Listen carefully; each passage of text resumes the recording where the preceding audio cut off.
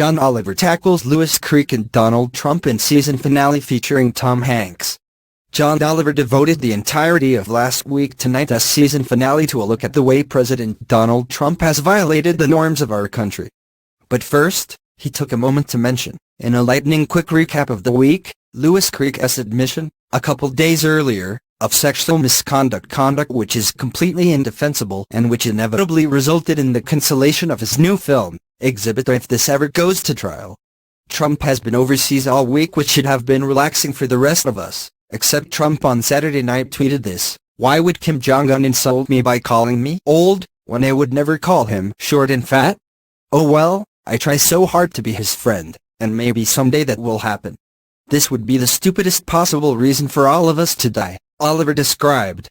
Oliver walked us down some of Trump's more memorable terrible moments of the past year, including creepily telling the French president's wife she is in good shape, the State Department plugging one of his golf resorts on its official website, shoving aside the president of Montenegro at a NATO event because Trump saw a camera, and the speech in which he explained the new mine is taking out clean coal, meaning they taking out coal and they going to clean it.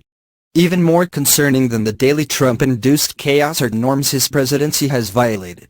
Not the obvious ones, like never releasing his tax returns, or having his own daughter and son-in-law work in the White House. The more lasting damage comes from the three techniques Trump uses to insulate himself from criticism: delegitimizing the media. This has been Trump's thing for years. The difference now is he is crying fake news as president, and even tried to take credit for the term in an interview with Mike Huckabee.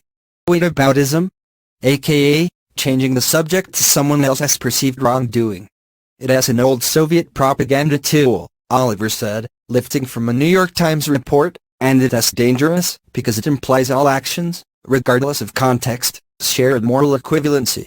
It is the depressingly effective tool Trump used in arguing about the neo-Nazi who mowed down a protester in Charlottesville, Virginia. Trolling.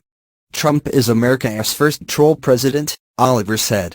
Trump, way back in 2013, retweeted a claim he was the most superior troll on the whole of Twitter, calling it a great compliment. Which, Oliver noted, it is not. Because sometime when you do something that makes a lot of people mad at us, because, and bear with me, read the Creek. Trolling is not without political value, Oliver acknowledged, because many Trump supporters think he has scored a major win when he does it. It has a level of discourse now being used by various Republican politicians, Oliver revealed in video clips, including, most recently, Roy Moore after a WAPO piece alleging the Senate candidate tried to initiate a sexual relationship with a 14-year-old when he was in his 30 seconds. Tuesday election results must not make Trump opponents complacent, Oliver warned, calling it no guarantee the midterm elections will turn out same. Which is why, though his show is going on hiatus, he will continue to buy ad time on Fox and Friends in the Washington, D.C. market, to air more catheter cowboy ads directed at Trump, who gets his morning briefing from the Fox News Channel program. The first spot features catheter cowboy explaining to Trump that clean coal is a marketing term the coal industry came up with to describe a process that has had limited results at best. Also, Frederick Douglass is dead. In other ads, catheter cowboy will explain to Trump that the U.S. Virgin Islands has a governor, not a president.